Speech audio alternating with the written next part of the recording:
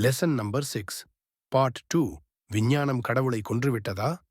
அறிவியலும் மதமும். மனிதகுல வரலாற்றில் அறிவியலும் மதமும் எப்போதும் ஒருவருக்கொருவர் பிணைந்தும் சில சமயங்களில் முரண்பட்டும் வந்துள்ளன. ஒருபுறம் மதம் மனிதர்களுக்கு ஒழுக்கம், நம்பிக்கை மற்றும் வாழ்க்கையின் அர்த்தத்தை வழங்கியது.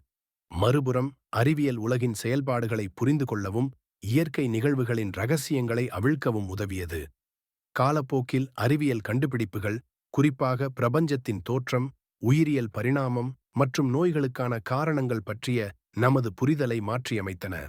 இந்த மாற்றங்கள் மத நம்பிக்கைகளுக்கு சவால் விடுகின்றனவா அல்லது அவற்றை வலுப்படுத்துகின்றனவா என்ற கேள்வி நீண்ட காலமாக விவாதிக்கப்பட்டு வருகிறது. விஞ்ஞானம் கடவுளை கொன்றுவிட்டதா என்ற இந்த கேள்வி அறிவியலுக்கும் மதத்திற்கும் இடையிலான சிக்கலான உறவை பற்றிய ஆழமான ஆய்வை தூண்டுகிறது. இது கடவுள் பற்றிய நமது புரிதலை, மதத்தின் பங்கு மற்றும் அறிவியலின் எல்லைகள் ஆகியவற்றை பற்றிய கேள்விகளை எழுப்புகிறது. சமய மெய்யியல் அல்லது philosophy of religion என்றால் என்ன? மதம் மெய்யியலின் ஒரு முக்கியமான பிரிவு. இது சமயங்கள், கடவுளின் இருப்பு, கடவுளின் தன்மை, மத அனுபவங்கள், புனித நூல்கள், மதச் சொற்கள் மற்றும் அறிவியல் மற்றும் மதத்திற்கு இடையிலான உறவு போன்ற பல்வேறு கேள்விகளை தர்க்க ரீதியாகவும் பகுப்பாய்வு ரீதியாகவும் ஆராய்கிறது. சமய மெய்யியல் ஆராயும் சில முக்கிய கேள்விகளுள் ஒன்று, கடவுள் இருக்கிறாரா?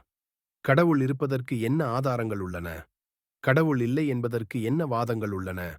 போன்ற காரியங்களை விளக்குகின்றன. இதை பாடத்தில் நாம் விரிவாக படிக்க இருக்கின்றோம். சமய மெய்யியல் எதற்காக? இது மத நம்பிக்கைகளை கண்மூடித்தனமாக ஏற்றுக்கொள்வதைக் காட்டிலும் அவற்றை பகுத்தறிவுடன் அணுகவும் விமர்சன ரீதியாக சிந்திக்கவும் உதவுகிறது. இது வெவ்வேறு மதங்களுக்கிடையேயான ஒற்றுமைகள் மற்றும் வேறுபாடுகளை புரிந்து கொள்ளவும், மத நம்பிக்கை மற்றும் பகுத்தறிவு ஆகியவற்றுக்கு இடையேயான உறவை ஆராயவும் உதவுகிறது. இது தத்துவம், இறையியல், வரலாறு, உளவியல், சமூகவியல் போன்ற பல்வேறு துறைகளுடன் நெருங்கிய தொடர்பை கொண்டுள்ளது. மொத்தத்தில் சமய மெய்யியல் என்பது மனிதனின் மிக அடிப்படையான கேள்விகளான வாழ்க்கை, மரணம், கடவுள் மற்றும் பிரபஞ்சம் பற்றிய ஆழமான சிந்தனைகளை உள்ளடக்கிய ஒரு முக்கியமான ஆய்வுத் துறையாகும். இறையியலும் சமய மெய்யியலும் விஞ்ஞான வளர்ச்சியின் உச்சக்கட்டத்தில் இருக்கும் இக்காலத்திலும் சமய மெய்யியல் ரீதியாக எழுப்பப்படும் சில கேள்விகளுக்கு விடை காண முடியவில்லை. அவை நான் யார் அல்லது ஹூ எம் ஐ, நான் எங்கிருந்து வந்தேன் அல்லது where did I come from, நான் ஏன் பிறந்தேன் அல்லது why am I born, நான் ஏன் இங்கே இருக்கிறேன் அல்லது why am I here, இறந்த பிறகு எங்கே செல்கிறேன் அல்லது where am I going when I die, வாழ்க்கையின் நோக்கம் என்ன அல்லது what is the purpose of life, உயிர் எப்போது தொடங்கியது அல்லது வாழ்க்கை எப்போது தொடங்குகிறது, அப்பாவி மக்கள் ஏன் பாதிக்கப்படுகிறார்கள் அல்லது why do innocent people suffer, உலகில் ஏன் தீமை இருக்கிறது அல்லது why is there evil in the world, அற்புதங்கள் நிகழ முடியுமா அல்லது can miracles happen, இறப்புக்குப் பிறகு வாழ்வு இருக்கிறதா அல்லது மரணத்துக்குப் பின் வாழ்க்கை உண்டா அல்லது does God exist போன்ற கேள்விகள் உண்டு. ஆனால் இக்கேள்விகளுக்கு இறையியல் பதில்களை வழங்குகிறது. ஆகவே இறையியலுக்கும் சமய மெய்யியலுக்கும் இடையே நெருங்கிய தொடர்பு உண்டு. அறிவியல் புரட்சி ஐரோப்பாவில் கியோபி 16ஆம் நூற்றாண்டில் சீர்திருத்த திருச்சபை ஏற்படுத்திய புரட்சி மூலமாக இவ்வுலகில் நடைபெற்ற எல்லா காரியங்களையும் மக்கள் கேள்வி கேட்க ஆரம்பித்தார்கள். இதனால் மக்களின் அறிவுத்திறன் அதிகரிக்க ஆரம்பித்தது. இது விஞ்ஞானம் வளர்ச்சியடைய முக்கிய காரணமாக இருந்தது. அறிவொளி இயக்கம் அல்லது என்லைட்டன்மெண்ட் பீரியட் ஐரோப்பிய வரலாற்றில் கிபி 1685இல் உருவான அறிவொளி இயக்கமானது மிகப்பெரிய தாக்கத்தை ஏற்படுத்தியது. இக்காலத்திலிருந்து இவ்வுலக நிகழ்வுகளை விளக்குவதற்கு மதக் கண்ணோட்டம் தேவையில்லை என்று மக்கள் நினைத்தார்கள். எவற்றை பார்க்க முடியவில்லையோ, புரிந்து கொள்ள முடியவில்லையோ, அங்கு மதக் கருத்துக்கள் புகுந்து மூட நம்பிக்கைக்கு நேராக வழிநடத்துகிறது என்றார்கள். அறிவொளி இயக்கத்தின் விளைவுகள் அறிவொளி இயக்கமானது ஐரோப்பிய திருச்சபைகளையும் வேதாகமத்தின் அதிகாரத்தையும் சவால் செய்தது. குறிப்பாக Karl Marx, Charles Darwin, Sigmund Freud ஆகியோர் எழுதிய எழுத்துக்கள் கிறிஸ்தவ உலகையே தடம்புரள வைத்தன. ஐரோப்பிய கிறிஸ்தவர்கள் கேட்ட கேள்விகளுக்கு மதகுருமார்கள் சரியான பதிலை கொடுக்க முடியாததால் பலர் நாத்திகர்களாக மாறினர். நாத்திகத்தின் ஆரம்பம் நாத்திகம் என்ற வார்த்தையானது கிரேக்க வார்த்தையான தியோஸ், அதாவது கடவுள் உண்டு என்ற சித்தாந்தத்திற்கு எதிராக அதியோஸ், அதாவது கடவுள் இல்லை என்ற சித்தாந்தத்தை கொண்டது. இது சார்லஸ் டார்வினின் பரிணாம வளர்ச்சி கோட்பாட்டை மையமாகக் கொண்டு கடவுள் தேவையில்லை என்ற கருத்தை ஆதரிக்கின்றது. ஆகவே கடவுள் இல்லை, கடவுள் இல்லவே இல்லை, கடவுளை நம்புகிறவன் முட்டாள், கடவுளை மற, மனிதனை நம்பு என்ற தத்துவம் எழும்ப ஆரம்பித்தது. நாத்திகச் சிந்தனைகள் ஐரோப்பிய நாடுகளில் அறிவொளி இயக்கம் உருவாகும் வரை முழுமையாக துவங்கவில்லை. பிரான்சில் கிபி 1789 ஏற்பட்ட பிரெஞ்சு புரட்சி நாத்திகச் சிந்தனைகளுக்கு அடித்தளம் அமைத்தது. இதற்கு ஐரோப்பிய கிறிஸ்தவ திருச்சபைகளின் அடக்குமுறைகள், உயர்குலத்தோர், ஜமீன்தார்கள் மற்றும் நில உடைமையாளர்களின் அடக்குமுறைகளே ஆகும். இவை மன்னர்கள் அரசாட்சி முறைகளை உடைத்து ஜனநாயக ரீதியில் மக்களாட்சி முறையை கொண்டு வந்தன. ஐரோப்பிய கிறிஸ்தவ உலகமானது சுமார் 1000 ஆண்டுகளாக, அதாவது கிபி 800 முதல் 1789 வரை சபைக்கு எதிராக குரல் கொடுத்தவர்களை விசாரணை என்ற பெயரில் கைது செய்து அவர்களை சபையின் போதனைகளுக்கு எதிரான துருபதேசக்காரர்கள் என்று முத்திரை குத்தி கழுவிலேற்றிக் கொன்று கொண்டிருந்தது. கிபி 16ஆம் நூற்றாண்டில் இருந்து ஐரோப்பாவில் தோன்றிய அறிவொளி இயக்கத்தில் பகுத்தறிவும் சுதந்திரமும் மைய இடம் பெற்றன. இது எல்லா மனிதருக்கும் அடிப்படை உரிமைகள் உண்டு, அவை எல்லாராலும் மதித்து ஏற்கப்பட வேண்டும் என்ற கருத்துக்களை பரப்பியது. இதற்கு அறிவியல் வளர்ச்சியும் கண்டுபிடிப்புகளும் துணை நின்றன. இதன் விளைவாக பிரெஞ்சு தேசிய பேரவை 18ஆம் நூற்றாண்டில் மனித உரிமைகளை பிரகடனம் செய்தது. இந்த இயக்கம் கிறிஸ்தவ மத போதனைகளை எதிர்த்து பகுத்தறிவுக்கு அப்பால் ஒன்றுமில்லை என்று வாதிட்டது. சபைகளும் கிறிஸ்தவமும் கல்வியை பயிற்றுவிக்கும் நிறுவனங்களாக மட்டுமிருந்தால் போதும் என்று கூறியது. இதனால் கிறிஸ்தவ மதத்தில் இருந்த அர்த்தமற்ற பாரம்பரியங்கள், மூட நம்பிக்கைகள், மனிதர்களை அந்நியமாக்கும் பக்தி முயற்சிகள், மனித நேயமற்ற செயல்கள் நீக்கப்பட வேண்டும் என்றும் பரப்புரை செய்தது. அறிவொளி இயக்கத்தின் காரணமாக ஐரோப்பிய நாடுகளில் தேசிய உணர்வு வலுப்பெற்றது. மக்கள் வீதிகளில் இறங்கி உயர்குடியினரின் ஊழல்கள், ஆட்சியாளர்களின் ஆதிக்கம், நிர்வாகக் குளறுபடிகள் ஆகியவற்றுக்கு எதிராக போராடினார்கள். பெரும் வன்முறைச் செயல்கள், படுகொலைகள், கும்பலாட்சி, அயல்நாட்டு படையெடுப்புகள், ஆட்சி மாற்றங்கள் என பிரான்சில் பெரும் குழப்பம் நிலவியது. அறிவொளி இயக்கத்திலிருந்து பிறந்த குடியரசு மனநிலை, மக்கள் தமக்கென்று ஆட்சி அமைக்க வேண்டும் என்ற அணுகுமுறை, வாரிசு வழிவரும் ஆட்சியை புறக்கணித்தல் ஆகியவை மக்கள் புரட்சிக்கு வித்திட்டன. இதன் காரணமாக பிரெஞ்சு நாட்டின் நடுத்தர வகுப்பினர் ஆட்சி அதிகாரத்தை கைப்பற்றினர். இதனால் பிரான்சில் பல நூற்றாண்டுகளாக நீடித்திருந்த மன்னராட்சி முறை வீழ்ந்தது. நிலமானிய, நிலப்பிரபுத்துவ, கிறிஸ்தவ திருச்சபை அதிகார முறைமைகளின் ஆதிக்கம் சரிந்து பிரெஞ்சு சமூகத்தில் மாபெரும் மாற்றங்கள் ஏற்பட்டன. பல நூற்றாண்டுகளாக வழக்கிலிருந்த அதிகார கட்டமைப்புகள் தகர்க்கப்பட்டு அறிவொளி கால கருத்துக்களான குடியரசு, சமத்துவம், சகோதரத்துவம் வலுப்பெற்று செப்டம்பர் 1992 பிரான்சு குடியரசாக அறிவிக்கப்பட்டது. பிரெஞ்சு அரசர் 16ஆம் லூயியும் அவரது மனைவி மரி அண்டோனேட்டும் கில்லட்டின் தலைவெட்டு எந்திரம் மூலம் கொல்லப்பட்டனர். பிரெஞ்சு புரட்சியால் ஆயர்கள், பேராயர்கள் மற்றும் திருச்சபை சார்ந்த பிற பதவிகளுக்கு உயர்குடிகள் தாம் விரும்பிய நபர்களை நியமிக்க முடியாத நிலை ஏற்பட்டது. சுமார் 1000 ஆண்டுகளுக்கு மேலாக போப்பாண்டவரின் நேரடி அரசியல் ஆதிக்கத்தின் கீழிருந்த பிரான்ஸ் சுதந்திரம் பெற்று புதிய அரசியல் கொள்கைகள் வகுக்கப்பட்டு குடியரசு, சமத்துவம், மக்களாட்சி முறை, மதச்சார்பின்மை போன்றவை அமல்படுத்தப்பட்டன.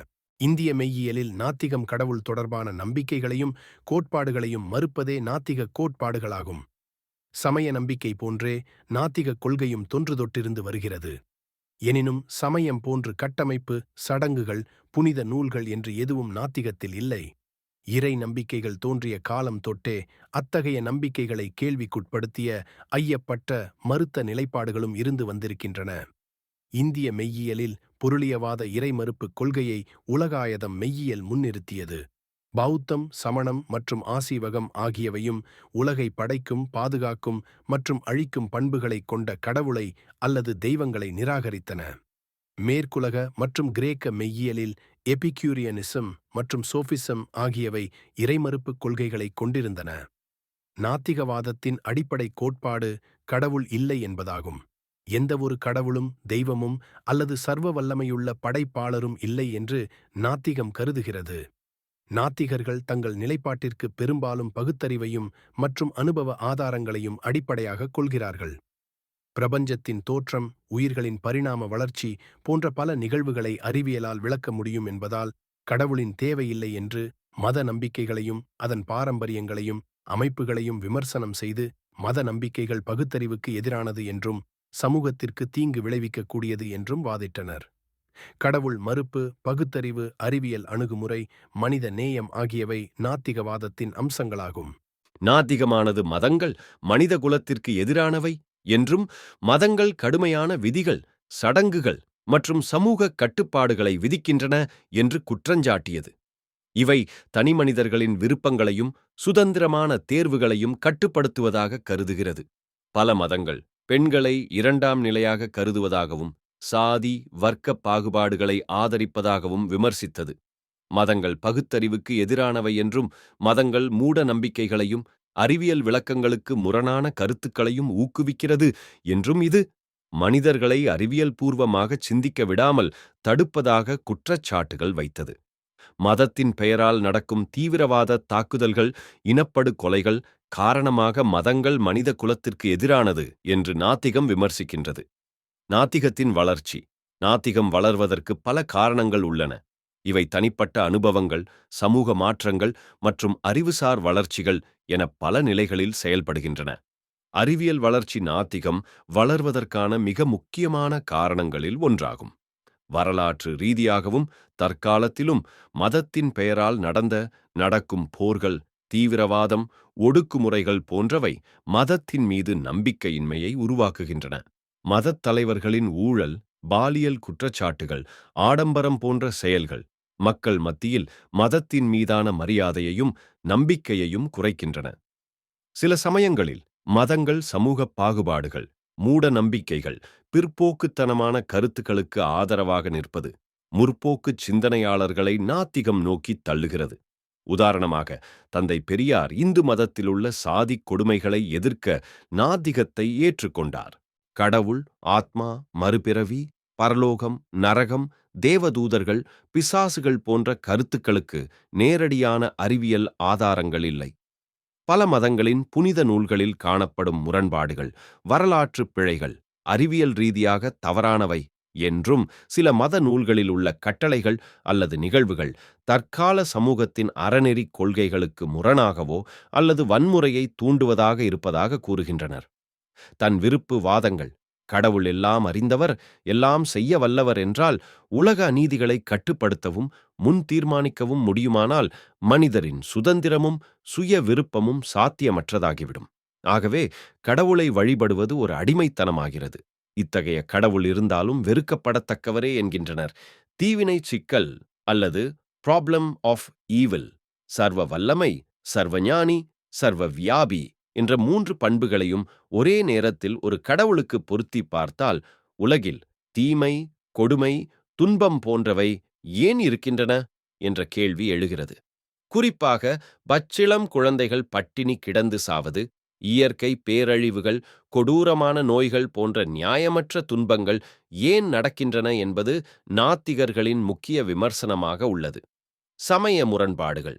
ஒவ்வொரு மதமும் கடவுளை வெவ்வேறு விதமாக விவரிக்கிறது. சிலர் ஒரே கடவுள் என்று நம்ப, வேறு சிலர் பல கடவுள்களை நம்புகின்றனர். இது எந்த கடவுள் உண்மையானவர் என்ற குழப்பத்தை ஏற்படுத்துகிறது. பெரும்பாலான மதங்கள் தங்களது நம்பிக்கைகள் மட்டுமே உண்மையான வழி என்பதால், ஒரே நேரத்தில் பல மதங்களின் கூற்றுகள் உண்மையாக இருக்க முடியாது என்பதால் இவை ஒன்றுக்கொன்று முரண்படுகின்றன என்கின்றனர். சமயம் மற்றும் அறிவியல் முரண்பாடுகள். மதத்திற்கும் அறிவியலுக்கும் பல முனைகளில் முரண்பாடுகள் உள்ளன. பல மத புனித நூல்களில் இறைவாக்காக கருதப்படும் பல கூற்றுகள் தற்போதைய அறிவியலின்படி பிழையாக நிரூபிக்கப்பட்டுள்ளன. அறிவியலின் வளர்ச்சிக்கும் அதன் வழிமுறைகளுக்கும் மதம் ஒரு தடையாக இருந்து வந்துள்ளது. அறிவியலை அடிப்படையாக கொண்ட தற்கால உலகில் எந்த அறிவியல் கோட்பாடுகளிலும் கடவுள் என்ற கருதுகோள் தேவையற்றதாக இருக்கிறது. உதாரணமாக, பூமியானது தட்டையானது என்றும், பூமியைச் சுற்றித்தான் சூரியனும் கோள்களும் சுற்றி வருகின்றன என்று கிறிஸ்தவம் கூறியது. ஆனால் பூமி உருண்டை என்றும், சூரியனை மையமாக கொண்டுதான் பூமியும் மற்ற கோள்களும் சுற்றி வருவதாகவும் விஞ்ஞானம் கூறுகிறது. இப்பிரபஞ்சமும் உயிரினங்களும் சுமார் 6000 ஆண்டுகளுக்கு முன்பு தோன்றியதாக கிறிஸ்தவ மதவாதிகள் பிரசாரம் செய்து வருகிறார்கள். ஆனால் இப்பிரபஞ்சம் 13.8 பில்லியன் ஆண்டுகளுக்கு முன்பு தோன்றி மனிதர்கள் நுண்ணுயிரிகளிலிருந்து பரிணாம வளர்ச்சி அடைந்துள்ளதாக விஞ்ஞானம் கூறுகிறது. மத வன்முறைகள். மத தீவிரவாதம் பிற மதத்தாருக்கு எதிராகவும் மதம் சாராதோருக்கும் எதிராகவும் வன்முறையை முன்னெடுக்க காரணமாக அமைந்துள்ளது.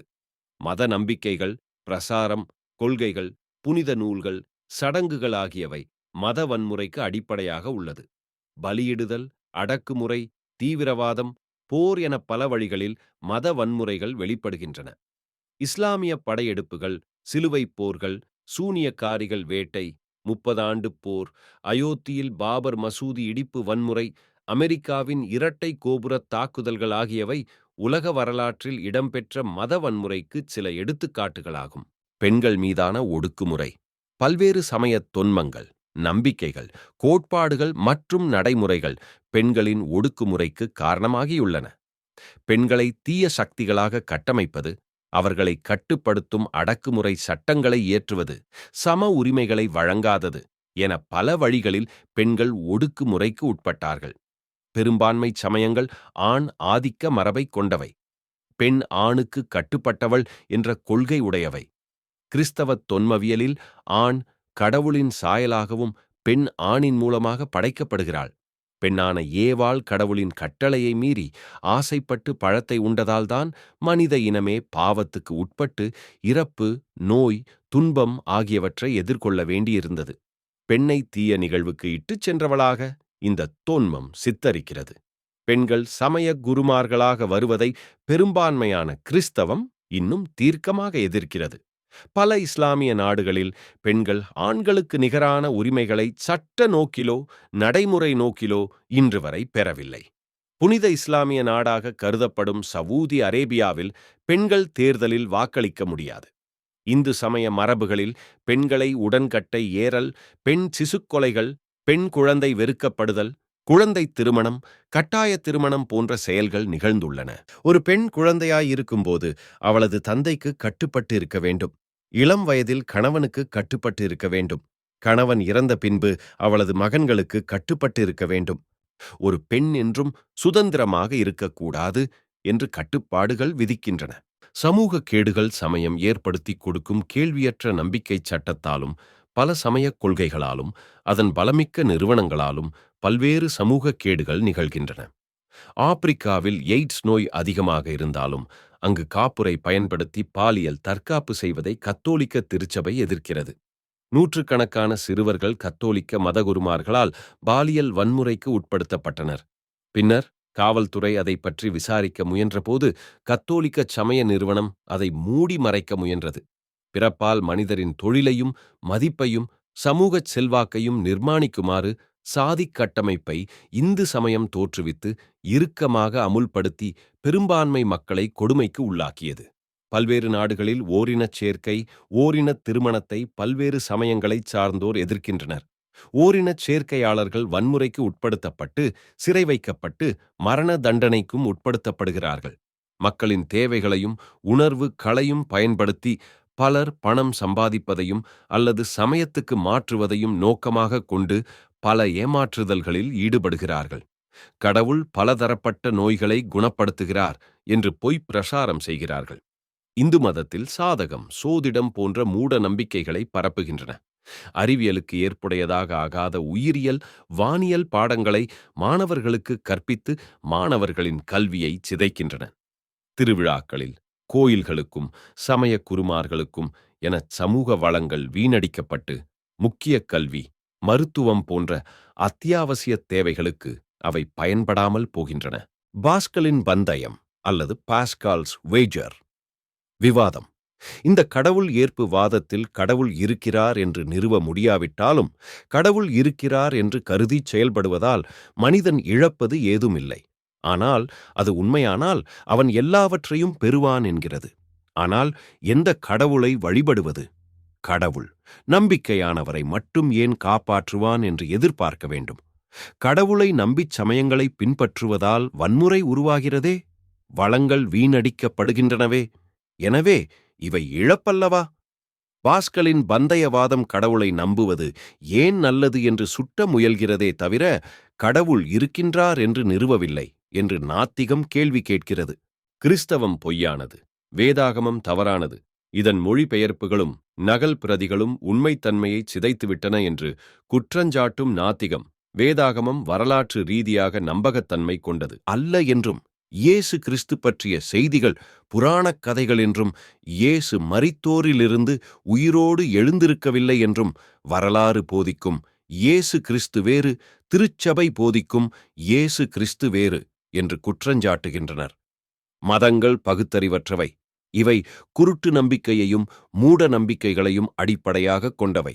இவை மனிதர்களின் சிந்தனைகளை விஷமாக்குகின்றன. ஆகவே மதங்களை எவரும் சகித்துக் கொள்ளாமல் அழிக்க வேண்டும், விமர்சித்துக் கொண்டே இருக்க வேண்டும், மக்கள் மன்றத்தில் தோற்கடிக்கப்பட வேண்டும் என்கின்றார்கள். கடவுள் இல்லாத சமூகங்களே மகிழ்ச்சியாகவும் ஆரோக்கியமாகவும் உழைக்கும் சமூகங்களாகவும் இருக்கிறது என்ற கூறப்பட்ட கருத்துக்களால் ஈர்க்கப்பட்ட ஐரோப்பிய கிறிஸ்தவர்கள் சபைகளுக்கு செல்லாததினால் ஆயிரக்கணக்கில் திருச்சபைகள் மூடப்பட்டு வருகின்றன. கடவுள் இல்லை என்பதற்கு தத்துவவியலாளர்களின் வாதங்கள். வோல்டேர் இவர் ஒரு பிரெஞ்சு தத்துவவாதி, எழுத்தாளர் மற்றும் வரலாற்றாசிரியர். இவர் ரோமன் கத்தோலிக்க திருச்சபை மீது கடுமையாகச் சாடினார். மக்களுக்கு மத சுதந்திரம் மற்றும் கருத்து சுதந்திரம் இருக்க வேண்டும் என்றும், திருச்சபையும் அரசாங்கமும் தனித்தனியாக இருக்க வேண்டும் என்றும், அரசியலில் மதம் கலக்கக்கூடாது என்றும் பிரசாரம் செய்தார். கடவுள் இருக்கிறார் என்பதை நம்புவதற்குச் சாத்தியம் எதுவுமே இல்லை. கடவுள் என்று ஒருவர் இல்லை. கடவுள் இல்லை என்றால் நாம் அவரை கண்டுபிடிக்க வேண்டியிருக்கும் என்று சாடினார். மேலும், எனக்கு கிறிஸ்தவ மதத்தில் நம்பிக்கை இல்லை, ஏனெனில் இந்த மதத்தால் நான் என்னுடைய நம்பிக்கையை இழந்துவிட்டேன் என்றார். மத கல்வி அறிவு மனிதனுக்கு முன்னேற்றம் கொடுப்பதற்கு மாறாக அடிமைப்படுத்துகின்றன என்றும், சபைதான் எல்லா தீமைகளுக்கும் ஊற்று என்றார்.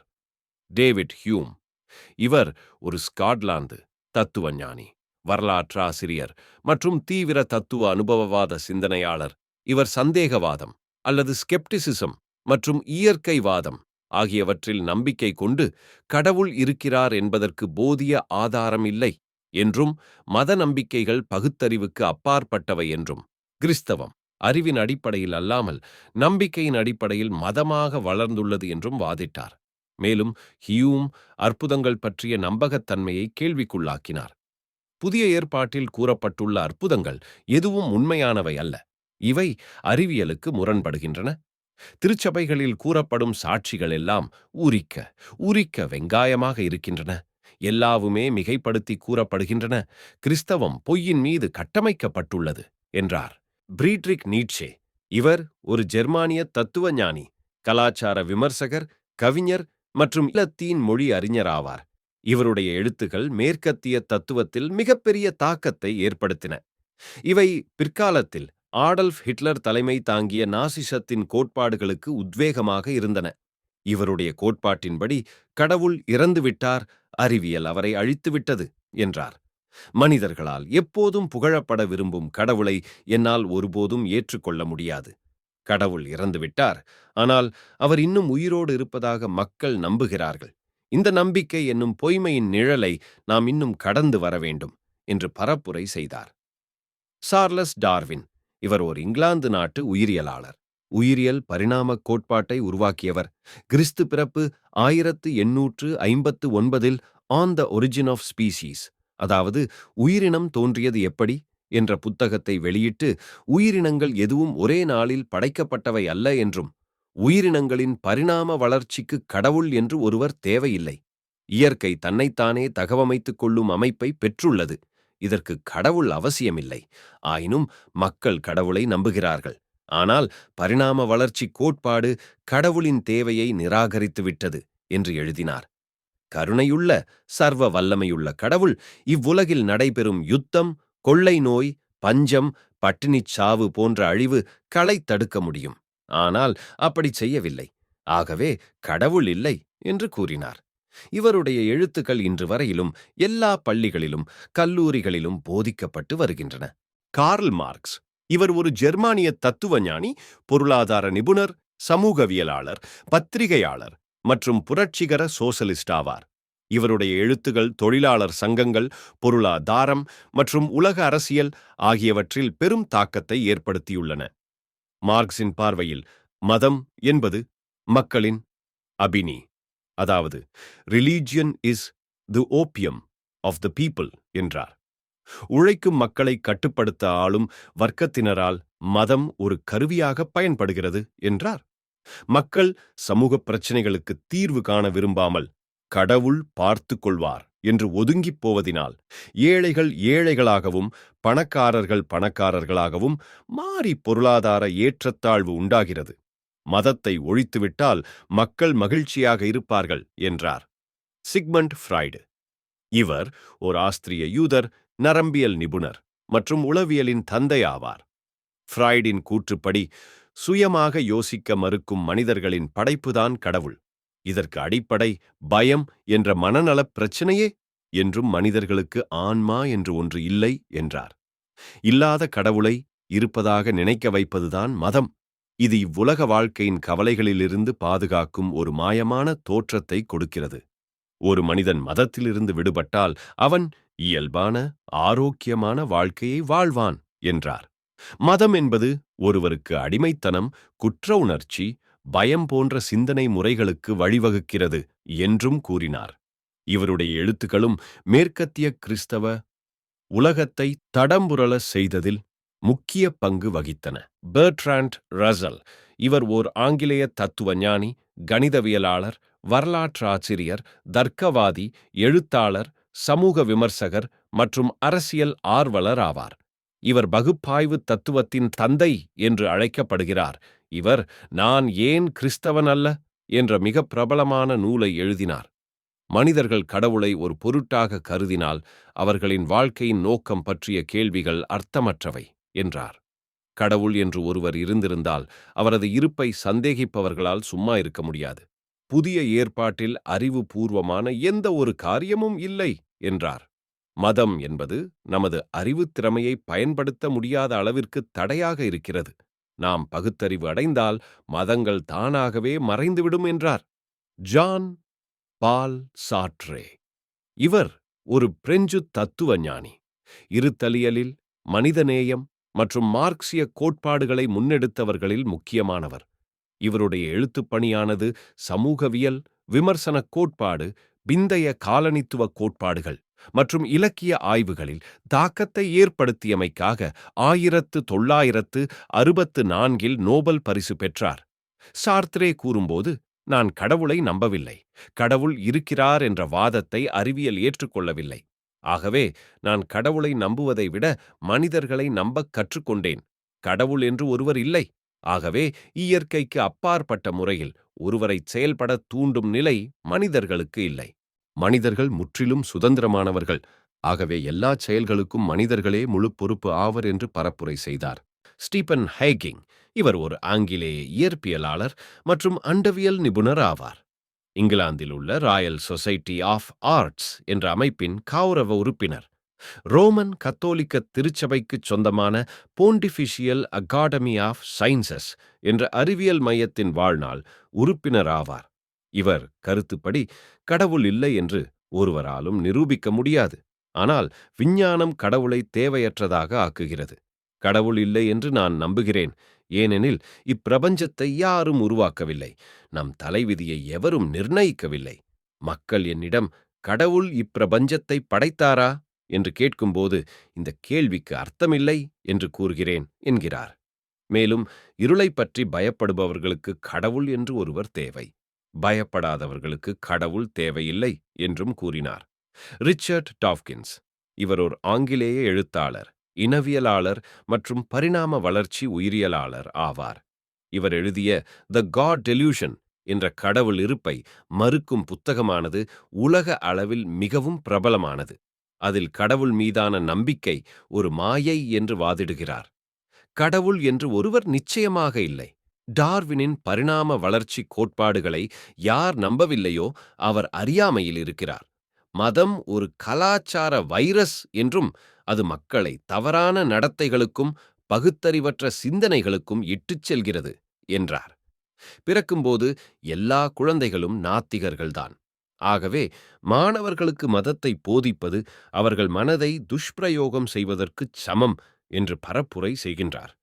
கடவுள் இருக்கின்றார் என்பதற்கு தத்துவவியலாளர்களின் வாதங்கள். பிரான்சிஸ் பேகன் இவர் உலகப் புகழ் பெற்ற ஆங்கிலேய தத்துவ ஞானி, விஞ்ஞானி, நீதிபதி, பேச்சாளர், வழக்கறிஞர், எழுத்தாளர் ஆவார்.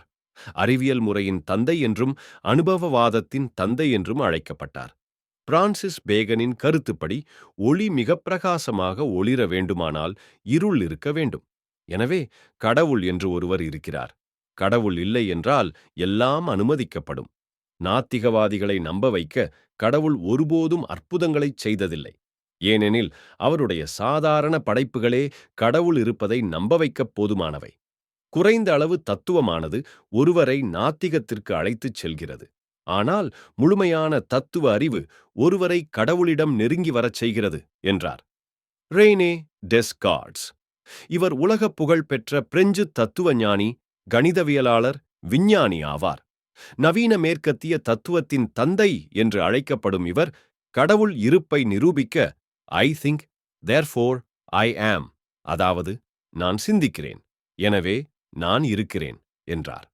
அவர் எல்லாவற்றையும் சந்தேகிக்க ஆரம்பித்து இறுதியில் தான் சிந்திப்பதை சந்தேகிக்க முடியாது என்று உணர்ந்து, ஒருவரால் சிந்திக்க முடியும் என்றால் சிந்திக்க ஒரு தான் இருக்க வேண்டும்.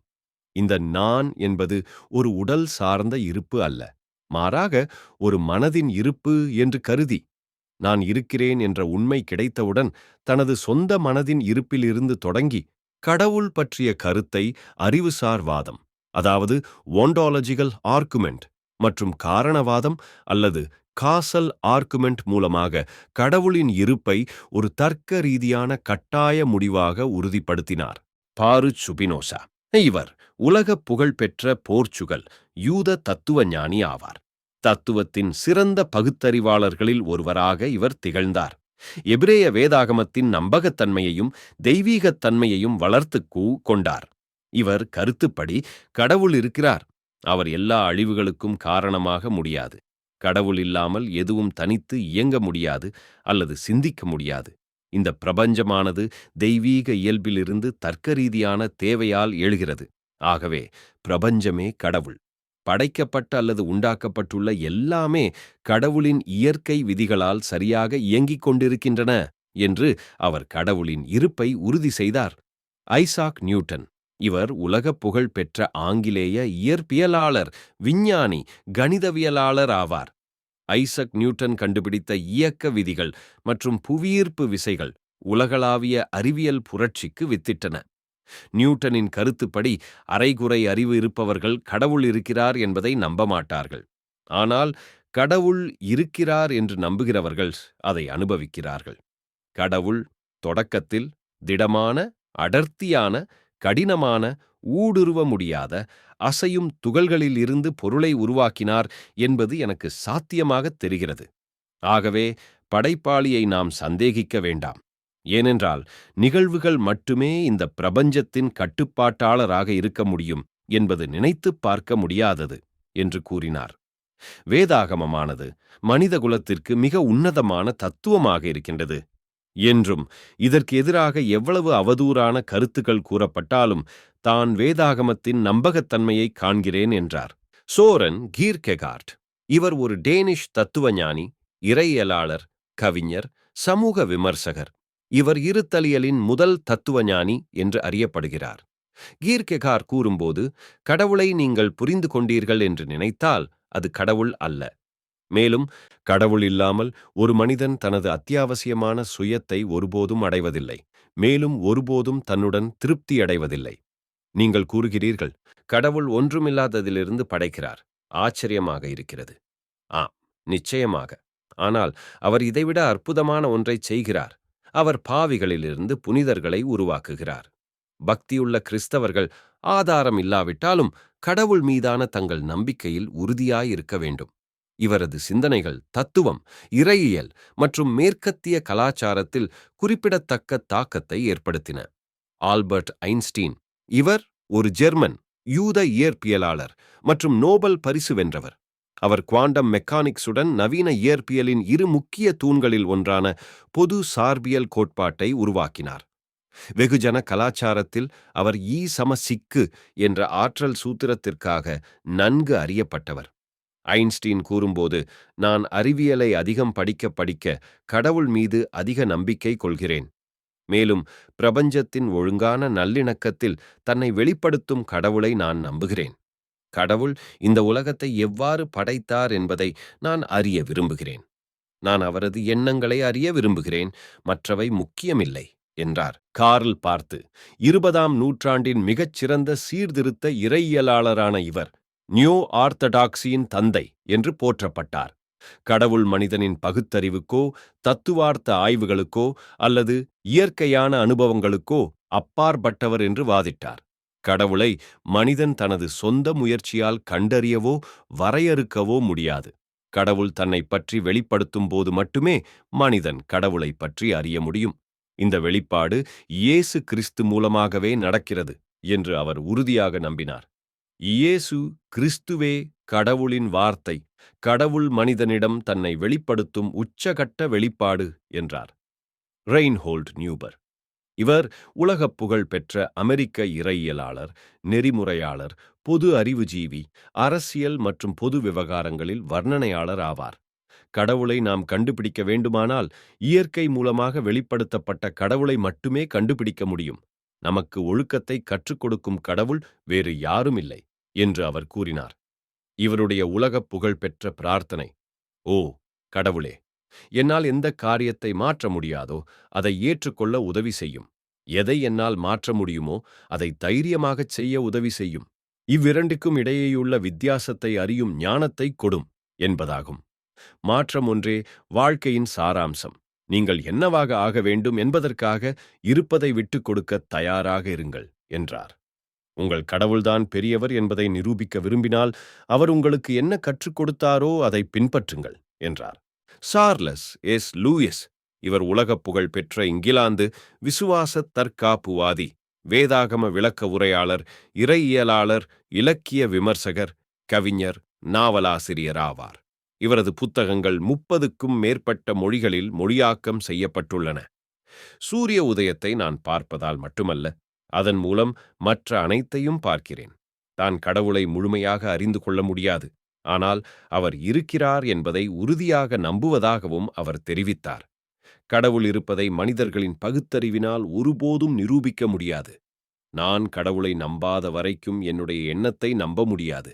ஆகவே கடவுள் இல்லை என்பதை நம்பாமல் இருக்க என்னுடைய எண்ணத்தை பயன்படுத்த முடியாது என்று கூறினார். டீட்ரிக் பான்ஹோஃபர் இவர் உலகப் புகழ்பெற்ற ஜெர்மன் இறையியலாளர் ஆவார். 2ஆம் உலகப் போரின் போது ஜெர்மனியில் ஹிட்லரின் நாஜி எதிர்ப்பு இயக்கத்தில் இணைந்து செயல்பட்டதற்காக தூக்கிலிடப்பட்டார். அவர் எழுதிய தி காஸ்ட் ஆஃப் டிஸ்கிப்ளிஷிப் என்ற புத்தகம் உலகப் புகழ் பெற்றது. கடவுள் அவருடைய சாரம் மற்றும் இருப்புக்கு அப்பாற்பட்டவராக இருக்கிறார் என்றார். எனவே கடவுள் இல்லை என்று வாதிடுவது அவரை மறுப்பதாகும். மேலும் கடவுள் இருக்கிறார் என்றால் எல்லாம் அவருடைய விருப்பத்தின்படி நடைபெறுகிறது. ஆகவே அவருடைய விருப்பத்திற்கு அப்பாற்பட்டு என்னால் எதையும் செய்ய முடியாது. கடவுள் இல்லை என்றால் எல்லாமே என்னுடைய விருப்பமாகிவிடும். ஆகவே நான் என் சுய விருப்பத்தை வெளிப்படுத்த கடமைப்பட்டிருக்கிறேன் என்றார். கடவுள் இருக்கிறார் என்பதை நிரூபிக்கும் தத்துவவியல் வாதங்கள். அன்செல்ம் ஆஃப் கேன்டர்பரி இவர் ஒரு ரோமன் கத்தோலிக்க பெனடிக்ட் மிஷனரி, துறவியர் மடத்தலைவர், தத்துவவாதி மற்றும் ரோமன் கத்தோலிக்க திருச்சபையின் 4 இறையியல் பண்டிதர்களுள் ஒருவர் ஆவார். மேற்கத்திய கிறிஸ்தவ பாரம்பரியத்தில் கடவுள் இருக்கிறார் என்பதற்கான உள்பொருள்வாதத்தை அல்லது ஆண்டோலாஜிக்கல் ஆர்குமெண்ட் முதலில் முன்வைத்தவர் ஆவார். அத்துடன் இயேசு கிறிஸ்துவின் பிராயச்சித்தத்தில் திருப்திகரமான கோட்பாட்டையும் முன்மொழிந்தவர் இவரே. உள்பொருள்வாதமானது கடவுள் என்ற கருத்தின் வரையறையிலிருந்தே கடவுளின் இருப்பை நிரூபிக்க முயற்சிக்கும் ஒரு தத்துவார்த்த வாதமாகும். இது பகுத்தறிவு மற்றும் தர்க்கத்தின் அடிப்படையில் அமைந்த ஒரு வாதமாகும்.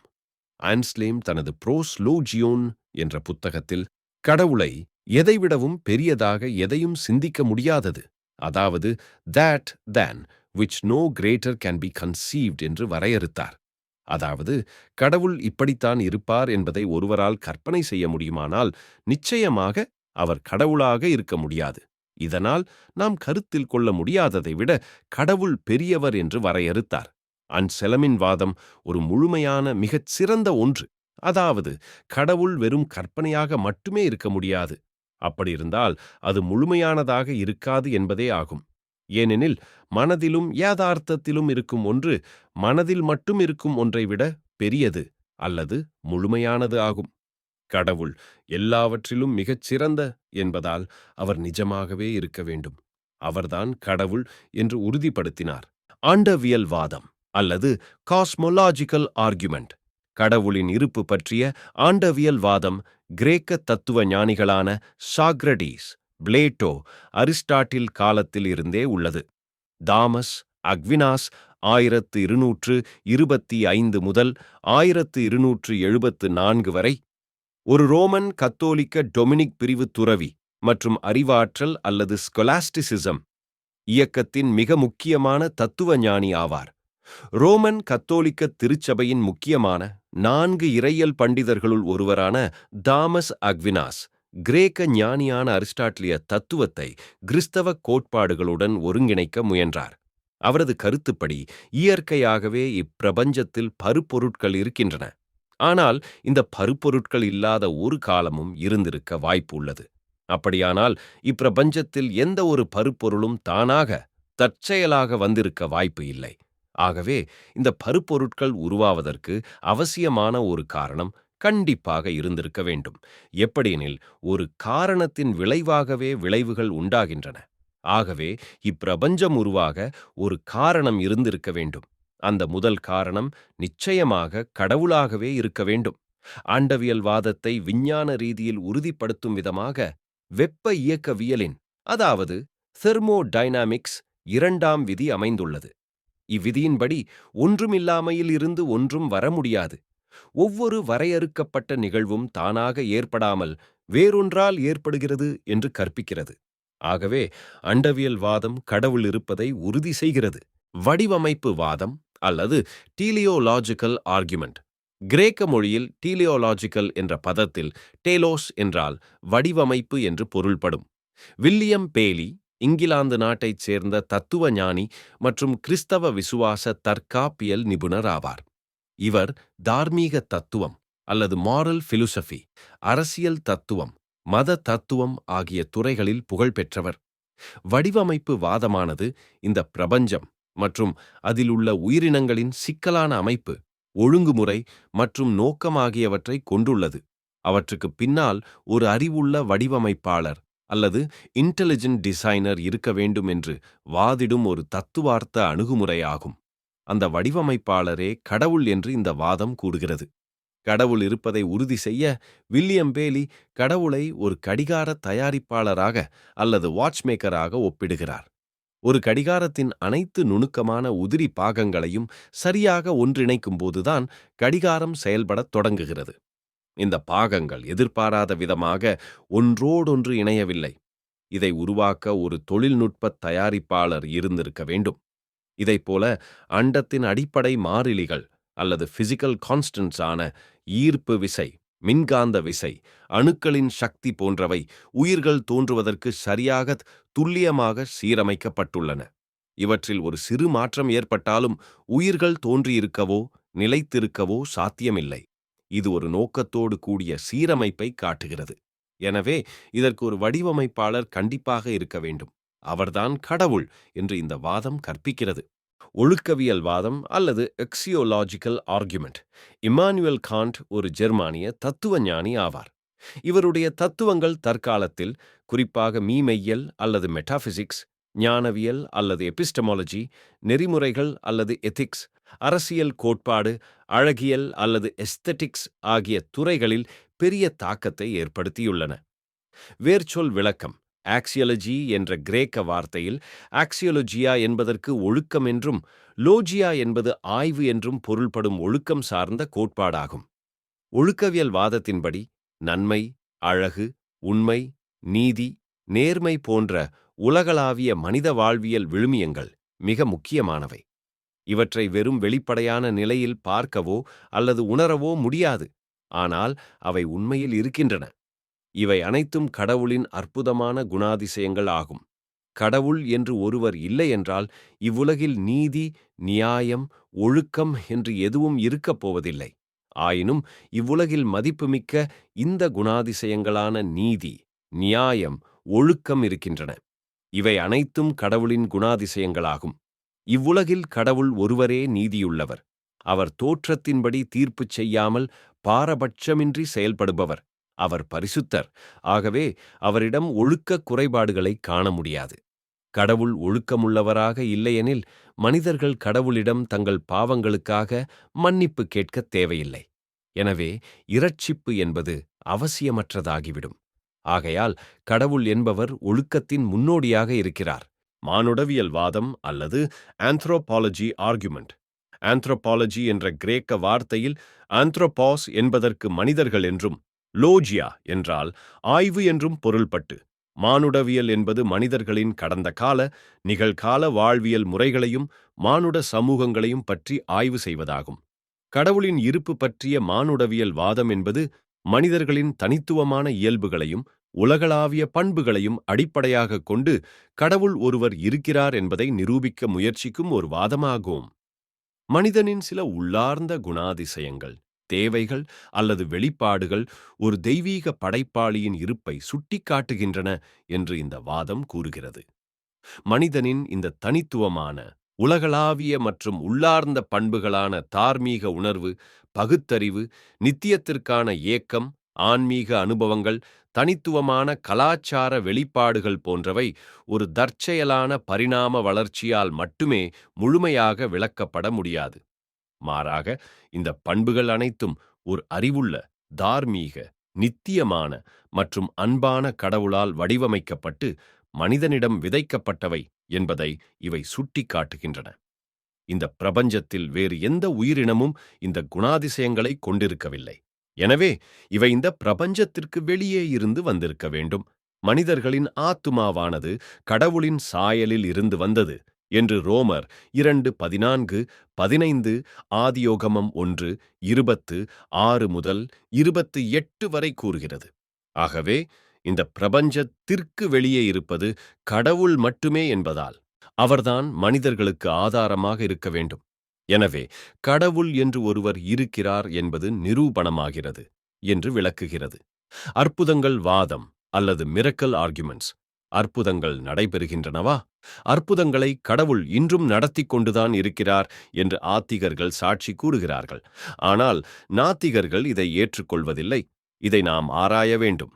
நாத்திகர்கள் கருத்துப்படி அற்புதங்கள் நடைபெறுகின்றன என்பது இயற்கையின் விதிகளை அல்லது லா ஆஃப் நேச்சர் மீறுவதாகவும் என்று கூறுகிறார்கள்.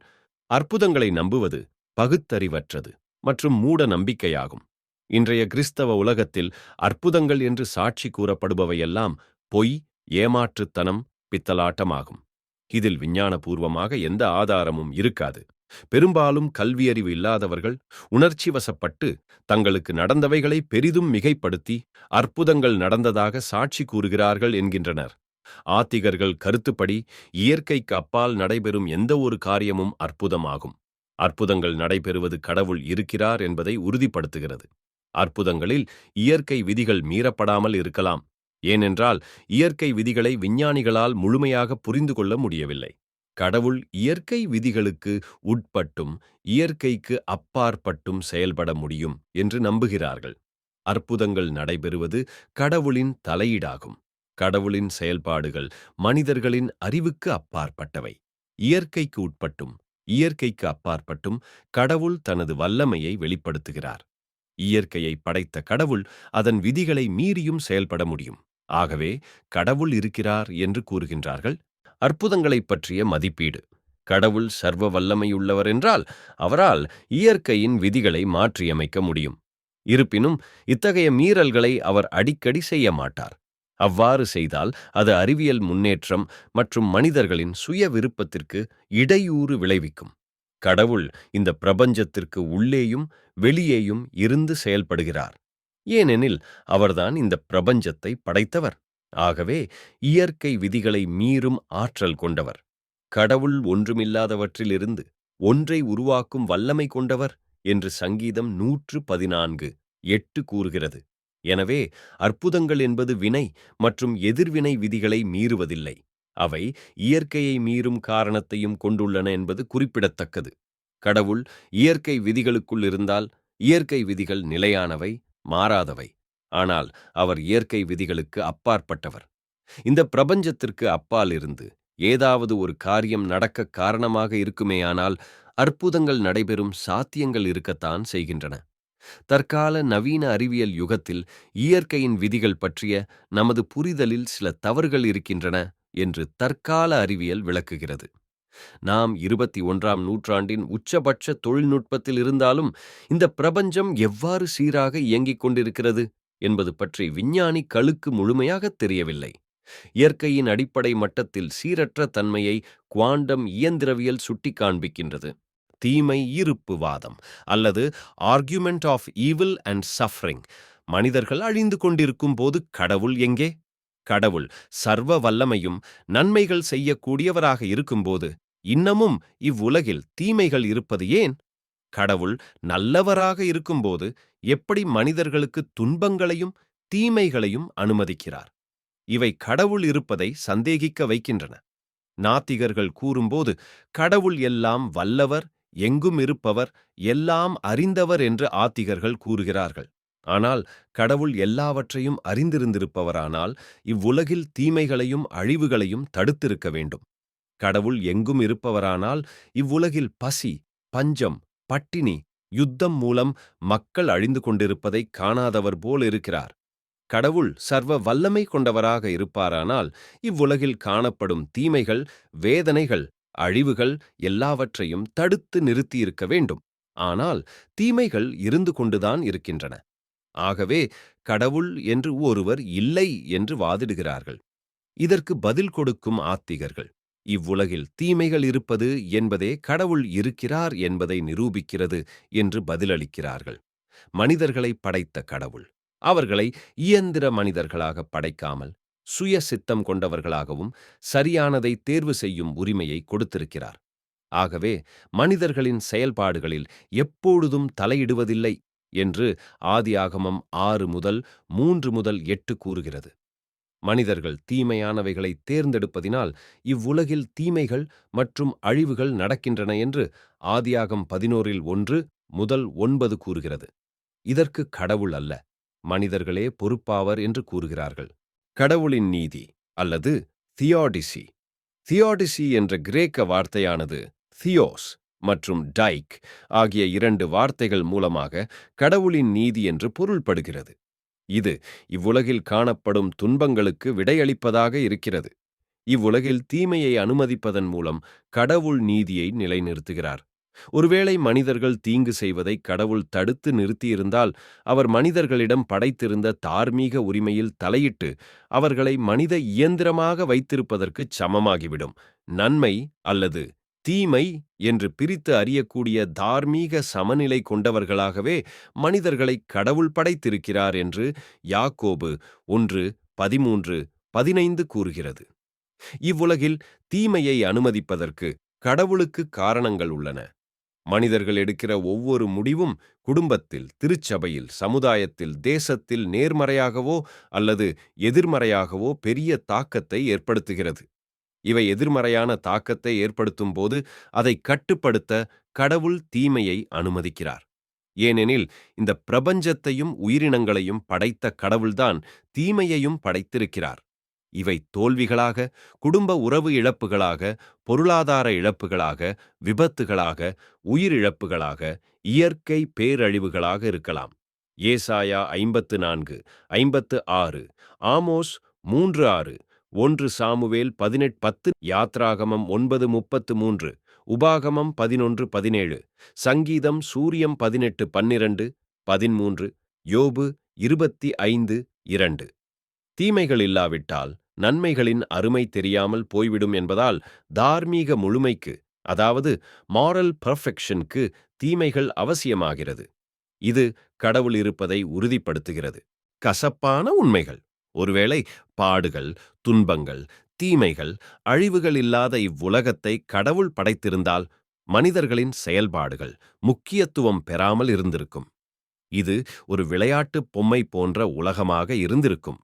இந்த உலகத்தில் மனிதர்களின் உண்மையான உணர்ச்சிகள், துன்பங்கள் அல்லது இன்பங்கள் தெரிந்திருக்காமல், தீமைகள் இல்லாமல் எல்லாமே நன்மைகளாகவே இருந்திருக்கும். தீமைகள் இல்லையெனில் நன்மைகள் பற்றி மனிதர்கள் அறிந்திருக்க மாட்டார்கள். இத்தகைய வாழ்க்கை உப்புச்சப்பு இல்லாமல் இருந்திருக்கும். ஆகவேதான் கடவுள் தீமையையும் படைத்தார். ஏசாயா 45:7.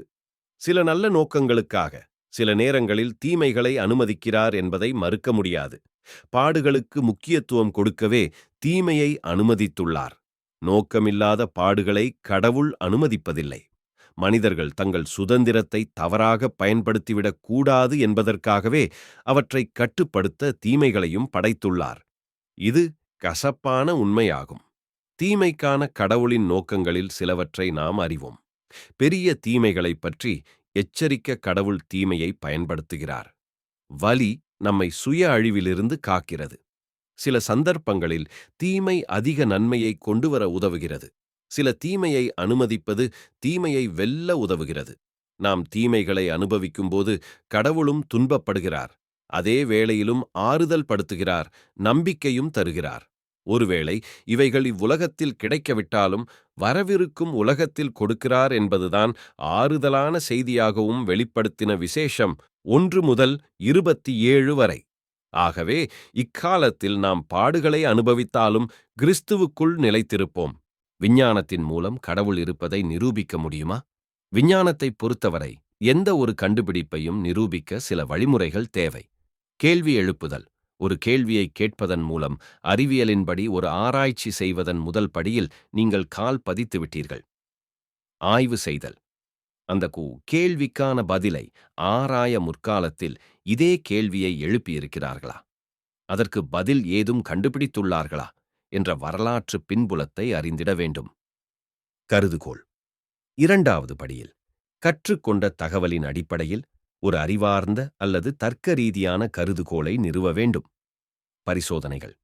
அந்த அனுமானத்தை உறுதிப்படுத்த பல பரிசோதனைகளை செய்ய வேண்டும். பகுப்பாய்வு. சோதனைகளின் முடிவுகளை பகுப்பாய்வு செய்து ஆவணம் செய்ய வேண்டும். பரிசோதனைகளை மீண்டும் செய்தல். அதே சோதனையை மீண்டும் மீண்டும் செய்து பார்த்து ஒவ்வொரு முறையும் முன்னர் ஆவணம் செய்த அதே முடிவுகள் கிடைக்கிறதா என்று சரிபார்க்க வேண்டும். ஆய்வு அறிக்கை வெளியிடுதல். ஆராய்ச்சி முடிவுகளை அறிவியல் கட்டுரையாக பொதுவெளியில் அல்லது அச்சு ஊடகங்கள் வாயிலாக வெளியிட வேண்டும். பொது ஆய்வு. அந்த வெளியீட்டை படித்து அறிவியல் முறையில் மறு ஆய்வுக்கு உட்படுத்தல ஆராய்ச்சியாளர்கள் முன்வருவார்கள். ஏற்றுக்கொள்ளப்படுதல். இவ்வாறு அனைவரும் ஆராய்ந்து ஏற்றுக்கொண்ட பின்னர் அது நிரூபிக்கப்பட்ட கண்டுபிடிப்பாக ஏற்றுக்கொள்ளப்படும். கடவுள் இருக்கிறாரா? அறிவியல் முறையில் கடவுள் இருக்கிறாரா என்ற கேள்விக்கு மனித இனம் ஆம், இல்லை என்பதை தாண்டி 3ஆம் படிநிலையில்தான் இருக்கிறோம். அதாவது நம்மிடம் பல அனுமானங்கள் உள்ளன. அவை ஒரே கடவுள் கோட்பாடு, பல கடவுள் கோட்பாடு, நாமே கடவுள் கோட்பாடு, மதங்களற்ற உயர் சக்தி கோட்பாடு, இயற்கையே கடவுள் என்ற கோட்பாடு, கடவுளை மறுக்கவோ அல்லது ஏற்றுக்கொள்ளவோ இல்லை என்ற கோட்பாடு போன்ற இந்த கோட்பாடுகள் தனி நபரை பொறுத்து மாறுபடும். கடவுளை கண்டுபிடிக்க முடியுமா? கடவுள் இல்லை என்பதை விஞ்ஞான பூர்வமாக நிரூபிக்காதவரை கடவுள் இருக்கிறார் என்ற கருத்தை விஞ்ஞானம் நிராகரிக்க முடியாது.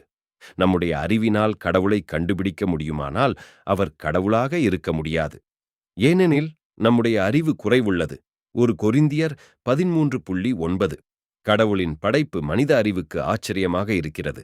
சங்கீதம் 8.3.4. கடவுள் ஆதியிலேயே இந்த பிரபஞ்சத்தையும் உயிரினங்களையும் படைத்து இந்த பிரபஞ்சத்தை இயற்கை விதிகளின்படி இயங்கிக் கொண்டிருக்கிறார். எரேமியா 33:25. சங்கீதம் 119, 89 முதல் 91. மனிதகுலத்திற்கு கடவுள் கொடுத்த வெகுமதி விஞ்ஞானம். இயற்கை விதிகள் யாவும் கணித மொழியில் எழுதப்பட்டுள்ளன. இதை விஞ்ஞானம் விளக்குகிறது. சங்கீதம் 19:1, ரோமர் 11:33 முதல் 36 வரை. கடவுள் இல்லை என்பதை விஞ்ஞானம் இதுவரை நிரூபிக்கவில்லை. நிரூபிக்கவும் முடியாது. ஏனெனில் கடவுள் இயற்பியலுக்கு அப்பாற்பட்டவர். நாத்திக கோட்பாடுகளுக்கு கிறிஸ்தவத்தின் பதிலடி. கிறிஸ்தவத்தால் தான் விஞ்ஞானம் வளர்ந்தது. கிறிஸ்தவ நம்பிக்கைகள் எல்லாமே பகுத்தறிவு கொண்டதோடு ஆதாரம் சார்ந்தது. குருட்டுத்தனமானது அல்ல. வேதாகமம் தவறானது அல்ல. மாறாக கடந்த காலங்களில் தவறாக போதிக்கப்பட்டுள்ளது. விஞ்ஞான வளர்ச்சிக்கு ஏற்றவாறு கிறிஸ்தவ கோட்பாடுகளும் மாறிக்கொண்டிருக்கின்றன. இப்பொழுது நாத்திக கோட்பாடுகளை விட ஆத்திக கோட்பாடுகளே அதிக பகுத்தறிவு சார்ந்த பதில்களை கொடுக்கின்றன. நாத்திகத்தின் கொடுமைகள். நாத்திகர்கள் ஆத்திகர்களுக்கு சகிப்புத்தன்மை இல்லை என்பார்கள். ஆனால் நாத்திகர்கள்தான் சிறிதளவும் சகிப்புத்தன்மையற்றவர்கள். கிறிஸ்து பிறப்பு 19ஆம் நூற்றாண்டில் பிரான்சில் கத்தோலிக்க ஆட்சியை கவிழ்த்த பிறகு அங்கிருந்த நாத்திகவாதிகள் கத்தோலிக்க மத வழிபாட்டு தலங்களை அடித்து உடைத்ததோடு மட்டுமின்றி சுமார் 40,000 மத குருமார்களை கொன்று குவித்தனர். சீனாவில் மாவோ தலைமையிலான அரசு வந்த பிறகு பல வழிபாட்டு தலங்களை இடித்துத் தள்ளினார்கள். நாத்திகர்களாக அறியப்பட்ட ரஷ்யாவின் மாவோ, ஸ்டாலின், மா சேதுங் ஆகியோர் 10 கோடி மக்களை கொன்று குவித்தார்கள். நாத்திக கோட்பாடுகளால் ஈர்க்கப்பட்ட ஹிட்லர் 60 லட்சம் யூதர்களை இனப்படுகொலை செய்தான். நாத்திகவாதிகள் தமக்கென கோவில்களை கட்டவில்லை என்றாலும் அறிவியலையும் விஞ்ஞானிகளையும் கடவுளாகத்தான் பாவிக்கிறார்கள். நேரடியாக பூஜை செய்யாமலும் கும்பிடாமலும் இருக்கலாம், ஆனால் அவற்றில் பூஜிக்கும் தன்மைகள் காணப்படுகிறது. கடவுள் நம்பிக்கை ஏன் அவசியம்? கடவுள் இல்லை என்றால் வாழ்க்கைக்கு ஒரு உண்மையான அர்த்தம் இல்லாமல் ஆகிவிடும். இறை நம்பிக்கையாளனுக்கு வாழ கடவுள் இருக்கிறார் என்ற ஆறுதலையும் நம்பிக்கையையும் எதிர்காலத்தை குறித்த தைரியத்தையும் கொடுக்கிறது. ஆனால் தோல்வியின் போது நாத்திக கோட்பாடுகள் கை கொடுக்க முடியாது. அறிவியல் இவ்வளவு வளர்ந்துவிட்ட காலத்திலும் இறை நம்பிக்கையா என்று பல நாத்திகர்கள் பேச நாம் கேட்டிருக்கலாம். அறிவியல் வளர்ச்சி கடவுளை பொய்ப்பிக்கிறது என்பது அசட்டுத்தனமான அறியாமை கருத்து மட்டுமல்ல, தர்க்க ரீதியாக ஒத்துவராததும் கூட. அறிவியல் வளர்ச்சி கடவுளை மெய்ப்பிக்கிறது என்று ஆத்திகர்கள் நம்புகின்றனர். விஞ்ஞானம் பற்றிய குறைவான புரிதல் நம்மை கடவுளிடமிருந்து வழிவிலகிப் போகச் செய்கிறது. ஆனால் நிறைவான விஞ்ஞான அறிவு நம்மை கடவுளிடம் நெருங்கி வரச் செய்கிறது. விஞ்ஞான ரீதியில் கடவுள் இருப்பதையும் இல்லை என்பதையும் நிரூபிக்க முடியவில்லை. ஆனால் தத்துவவியல் ரீதியில் கடவுள் இருப்பதை இறை நம்பிக்கையாளர்கள் நிரூபித்துள்ளார்கள். கடவுள் இருப்பதும் இல்லாமல் இருப்பதும் முற்றிலும் வெளிப்புற நிலையாகும். ஆனால் உட்புற நிலையில் கடவுள் இருக்கிறார். அதாவது அணுக்களின் உள்மூலக்கூறு உலகத்தில் விஞ்ஞானியான ஐன்ஸ்டீன் கருத்துப்படி கடவுள் தாயத்தை உருட்டி கொண்டுதான் இருக்கிறார். இதை குவாண்டம் இயந்திரவியல் உறுதிப்படுத்துகிறது. கடவுளுக்கு மதமோ அறிவியலோ மனிதர்களின் நம்பிக்கையோ தேவையில்லை. கடவுளை நம்பும் ஒருவருக்கு எவ்வித ஆதாரமும் தேவையில்லை. ஆனால் கடவுளை நம்பக்கூடாது என்பதில் உறுதியாக இருக்கும் ஒருவரிடம் கொடுக்கப்படும் எல்லா ஆதாரங்களும் குறைவானதுதான். கடவுள் இல்லை என்று கூறுபவர்களை வேதம் மதிகெட்டவர்கள் என்கிறது. சங்கீதம் 14:1 மற்றும் 53:1. ஒருவேளை நீங்கள் வாழ்வில் கடினமான சூழ்நிலையில் பயணித்துக் கொண்டிருந்தால் உங்களை படைத்தவரை நினையுங்கள். உங்களுக்கு விடுதலையும் சமாதானமும் கிடைக்கும். ஏசாயா 43:2, சங்கீதம் 114:8. நாத்திகம் மீதான முக்கிய விமர்சனங்கள். புறநிலை ஒழுக்கத்தின் இழப்பு அல்லது லாஸ் ஆஃப் ஆப்ஜெக்டிவ் மொராலிட்டி. நாத்திகம் புறநிலை ஒழுக்கத்திற்கான அடிப்படையை நீக்குகிறது. கடவுள் ஒரு தார்மீக சட்டத்தை வழங்காத போது எது சரி எது தவறு என்பதற்கு ஒரு உலகளாவிய ஆதாரம் இல்லை. இதனால் ஒழுக்கம் என்பது தனிநபரின் விருப்பம் அல்லது சமூக பழக்க வழக்கங்களுக்கு உட்பட்டதாக மாறி இது சமூகத்தில் குழப்பத்தையும் அராஜகத்தையும் ஏற்படுத்தும். பாவம் என்ற கருத்தின் இல்லாமை. நாத்திகம் பாவம் என்ற மத கருத்தை நிராகரிப்பதால் மனிதர்களின் தவறான செயல்களுக்கு ஆழமான தார்மீக விளைவுகள் இல்லை என்று கருதுகிறது. இதனால் தனிநபர்கள் எந்தவித உள் தார்மீக கட்டுப்பாடும் இல்லாமல் தங்கள் இச்சைகளுக்கு அடிபணியக்கூடும். அன்பு, இரக்கம், தியாகம், நீதி போன்ற மனித விழுமியங்கள் கடவுள் நம்பிக்கையில் வேரூன்றியவை. ஆனால் நாத்திகம் இந்த விழுமியங்களின் முக்கியத்துவத்தை குறைத்து வெறும் சுயநலம் அல்லது உயிர் பிழைப்பிற்கான உத்திகளாக மாற்றுகிறது. வாழ்வின் நோக்கம் மற்றும் அர்த்தம். நாத்திகம் வாழ்வை அர்த்தமற்றதாக்குகிறது. எப்படியெனில் ஒரு தெய்வீக படைப்பாளரோ அல்லது மரணத்திற்கு பிந்தைய வாழ்க்கையோ இல்லாதபோது மனித வாழ்வு ஒரு தற்செயலான நிகழ்வு என்றும் மரணத்துடன் முடிவடையும் ஒன்று என்றும் ஆகிறது. இதனால் மனிதர்கள் தங்கள் வாழ்வின் நோக்கத்தை கண்டறிய முடியாமல் ஒருவித சூனியவாதத்திற்கு தள்ளப்படுவார்கள். நாத்திகம் மரணத்திற்கு பிந்தைய நம்பிக்கையை இல்லாததாக்குவதால் சிலருக்கு மரணத்தின் மீதான ஆழ்ந்த அச்சத்தையும் வாழ்வின் நிலையற்ற தன்மை மீதான விரக்தியையும் எதிர்காலம் குறித்த அவநம்பிக்கையையும் ஏற்படுத்துகிறது. துன்பம் மற்றும் துயரங்களின் போது ஆறுதல் கிடைக்காத நிலை ஏற்படுகிறது. 20ஆம் நூற்றாண்டில் ஜோசப் ஸ்டாலின், மாவோ சேதுங், போல் பாட், ஹிட்லர் போன்ற நாத்திக கோட்பாடுகளை பறைசாற்றிய சர்வாதிகாரிகள் கோடிக்கணக்கான மக்களை கொன்று குவித்தார்கள். இந்த ஆட்சியாளர்கள் மத நம்பிக்கைகளை ஒடுக்கி தங்கள் அரசியல் இலக்குகளை அடைய மனித உயிர்களுக்கு மதிப்பளிக்கவில்லை. பிரபஞ்சத்தின் தோற்றம். பிரபஞ்சத்தின் தோற்றம் மற்றும் அதன் சிக்கலான வடிவமைப்பிற்கு நாத்திகம் ஒரு முழுமையான விளக்கத்தை அளிக்கவில்லை. ஒன்றுமில்லாமையிலிருந்து எப்படி அனைத்தும் தோன்றின, அதாவது why is there something rather than nothing என்ற எளிய கேள்விக்கு நாத்திகம் போதுமான பதில்களை வழங்க முடியவில்லை. மனித மனதின் சிக்கல், மனித மனதின் உணர்வு, சுய விழிப்புணர்வு, பகுத்தறிவு மற்றும் சிக்கலான உணர்ச்சிகள் போன்றவற்றை வெறும் பொருண்மையான விளக்கங்களால் நாத்திகம் முழுமையாக விளக்க முடியவில்லை. உளவியல் பாதுகாப்பு இல்லாமை, மத நம்பிக்கைகள் தனிநபர்களுக்கு பாதுகாப்பையும் சமூக பிணைப்பையும் சவாலான காலங்களில் உளவியல் ஆதரவையும் வழங்குகின்றன. நாத்திகம் இந்த பாதுகாப்பை நீக்குவதால் தனிநபர்கள் தனிமைப்பட்டு உளவியல் ரீதியாக பாதிக்கப்படுகிறார்கள். சமூக ஒற்றுமைக்கு அச்சுறுத்தல்.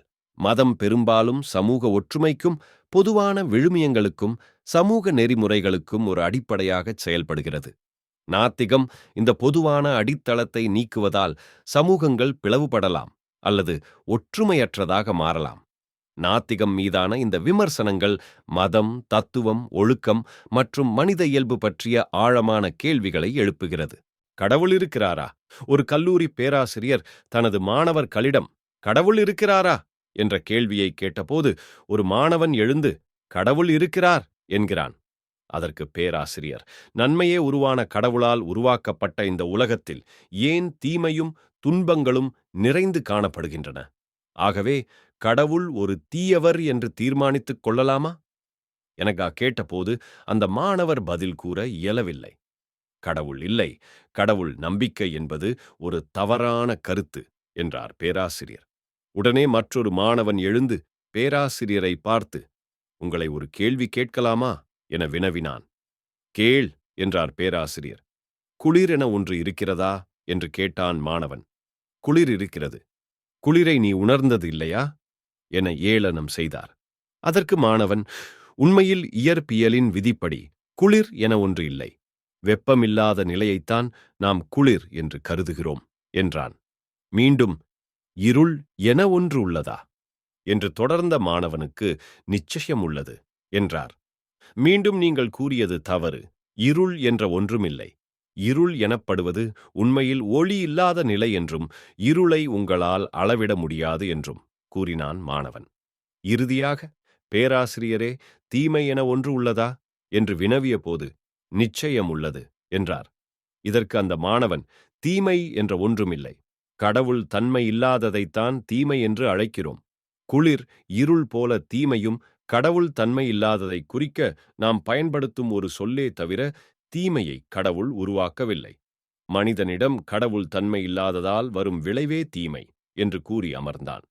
இந்த மாணவர்தான் ஏவுகணை மனிதரும் முன்னாள் இந்திய குடியரசுத் தலைவருமான டாக்டர் ABJ அப்துல் கலாம் ஆவார். கடவுள் இருக்கிறார், ஒரு சட்டம் இருக்கிறது என்றால் அந்த சட்டத்தை கொடுத்தவர் ஒருவர் இருக்க வேண்டும்.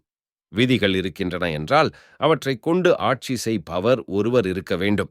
வடிவமைப்பு என்று ஒன்று இருந்தால் அதை வடிவமைத்தவர் ஒருவர் இருக்க வேண்டும். கட்டளைகள் இருக்கின்றன என்றால் அதை கொடுக்கும் ஒரு தளபதி இருந்தாக வேண்டும். படைப்பு என்று ஒன்று இருந்தால் படைப்பாளர் ஒருவர் இருந்தே ஆக வேண்டும். இந்த பிரபஞ்சம் ஒரு விபத்தினால் உருவானது அல்ல. மாறாக மனிதகுலம் நேர்த்தியாக இந்த பூமியில் வசிப்பதற்காக கடவுள் படைத்துள்ளார். ஆகவே கடவுள் இருக்கிறார். ஒருவேளை கடவுள் என்று ஒருவர் இருந்தால் அவரை நம்பாதவர்களின் ஆத்துமாக்களுக்கு ஆபத்து இருக்கிறது. ஒருவேளை கடவுள் இல்லாமல் இருந்தாலும் அவர் இருப்பதாக நம்புகிறவர்களுக்கு ஒன்றும் குறைந்து போவதில்லை. கடவுள் நம்பிக்கையின் விளைவுகள். கடவுள் நம்பிக்கை தனிப்பட்ட மனிதர்களுக்கும் சமூகத்திற்கும் பல நன்மைகளை தருகிறது. வாழ்க்கையின் சவால்கள், துயரங்கள் மற்றும் நிச்சயமற்ற தருணங்களில் கடவுள் இருக்கிறார் என்ற நம்பிக்கை மனதிற்கு ஆறுதலையும் அமைதியையும் தருகிறது. இது பயத்தையும் கவலையையும் குறைக்க உதவும்.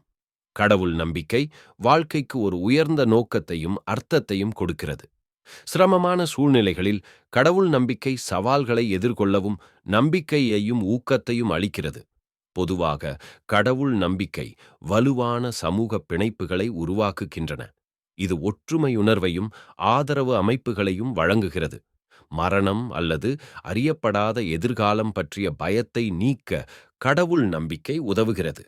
இந்த நன்மைகள் கடவுள் இருப்பதை நிரூபிப்பதற்கான வாதங்கள் அல்ல, மாறாக நம்பிக்கையின் விளைவுகள் ஆகும்.